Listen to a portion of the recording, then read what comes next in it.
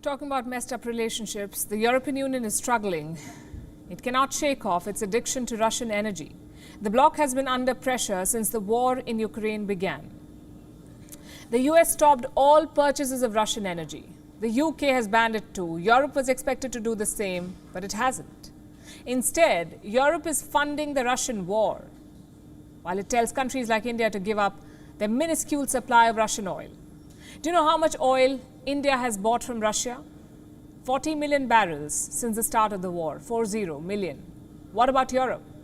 It buys more than 2 billion barrels a day from Russia, which means more than 100 billion barrels in 2 months. 40 million, 100 billion.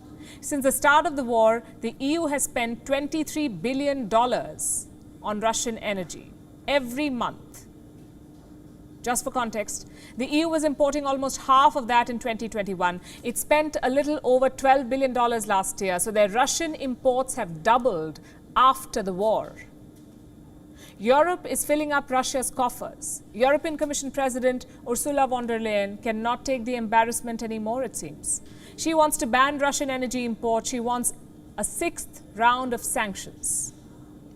Der Export von Öl und auch The export of oil and oil-based products such as diesel and heating oil is one of Kremlin's main sources of income, and it is precisely this source of income that we want to dry up in the coming months, so that it is not possible for Putin to continue financing his war. We want to drain this source of income to harm Kremlin to the fullest extent. They want to drain that income, but it won't be easy. First, let's tell you what Europe's plan is. The bloc wants to ban Russian crude supply within 6 months. Other oil products can be phased out by the end of 2022. That's the plan.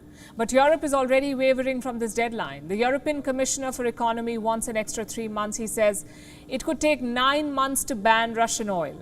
Countries like Hungary want even more time. They're talking about years, not months. The spokesperson of Hungary's Prime Minister, Viktor Orban, issued a statement. I have that statement with me, and this is what it says. The proposal on behalf of Brussels is suggesting that it should be done by the end of next year. The shortest period, we've been clear on that, our oil companies have been clear on that, is 3 to 5 years. 3 to 5 years, says Hungary. Their Prime Minister was even more critical. He compared the proposed timelines to a nuclear attack. Orban says the unity of the EU is under attack. It turned out, of course, that they went further. They crossed this red line.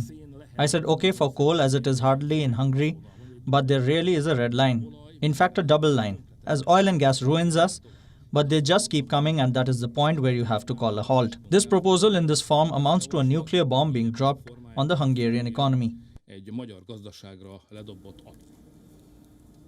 Hungary won't participate in these sanctions. Viktor Orban says the EU is crossing a red line. Slovakia too has rejected the blueprint, which means Europe's plan is already a non-starter.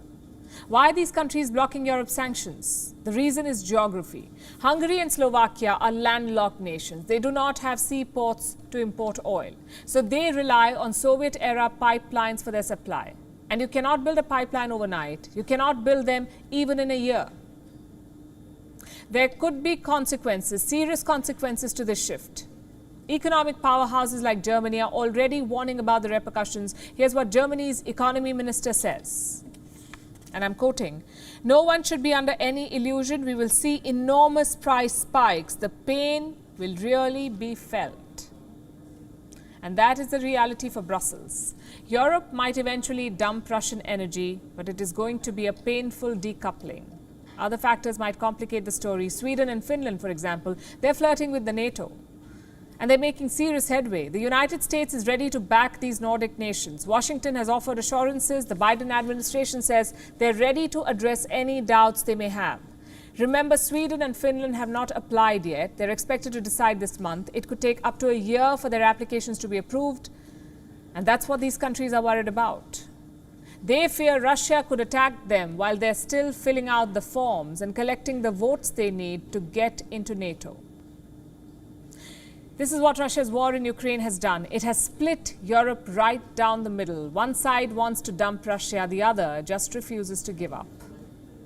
WION is now available in your country. Download the app now and get all the news on the move.